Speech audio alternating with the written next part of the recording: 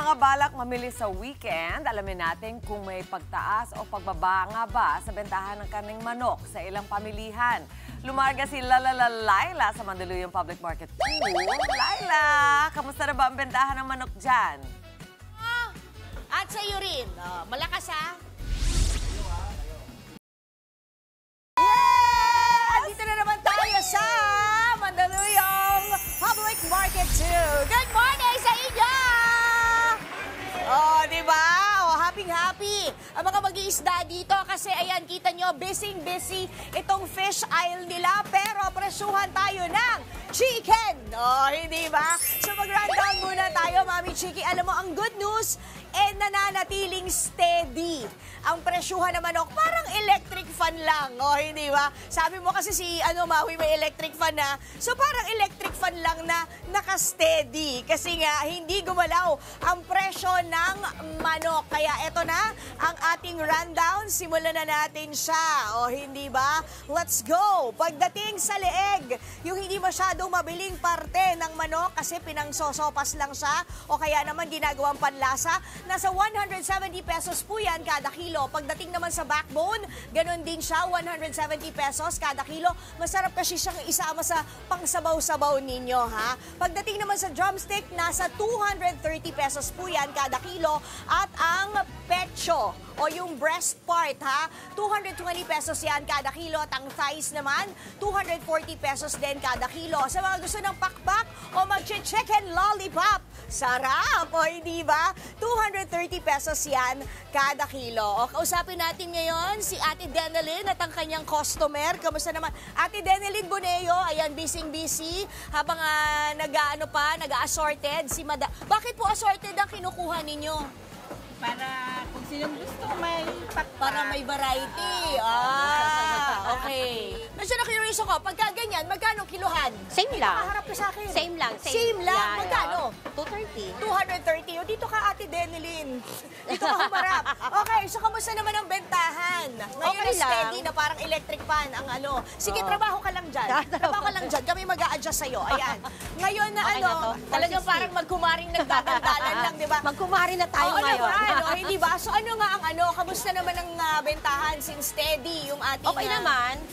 Mabili. May Oo. matumal, may mabili. O ngayon, katulad ngayon, parang busy ka kanina. Oo nga, tinanghali ng gising. Ay, sino ang tinanghali? Ikaw Ako. o sila? Ako. Ikaw? Ayun ang maganda. At least nakapila pa rin yung mga suki mo. Ako ang tinanghalin. O, hindi ba? Okay Bukas na to. ba, aasahan na magiging busy kasi Sabado eh. Oo, medyo mabili bukas. Okay, o anong tip mo para sa mga mamamalengke ng Siken? 630. Oh, yan na, nagbebentahan na, 630 raw, oh. Walang tawad, Ate Denelyn? Meron na yon. Meron na, magkano dapat? Ha? 635. Oh, May tawad na 5 pesos. May tawad na 5 pesos. Oh, why not? O, hindi ba? 5 pesos pa rin yun. Bang tricycle pa rin yun, di ba po? Okay. Sige, Ate Denelyn, anong tip natin sa mga mamamalengke bukas ng chicken? Uy, naka-live din tayo sa Facebook niya. Good morning!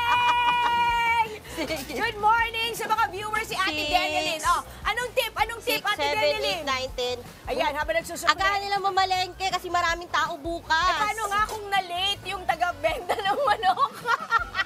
Antayin na lang nila ako. Okay, maraming salamat, Ate Denelyn. Hi, Mami Chiki, hindi natin tatapusin ang weekend nang walang pa-joke, o hindi ba? Kaya eto na, handa na ba kayo? Handa na ba kayo? Go! Ang tanong, bakit hindi gusto ng chicken ang araw ng Biyernes? Ay, Biyernes pa naman. Bakit?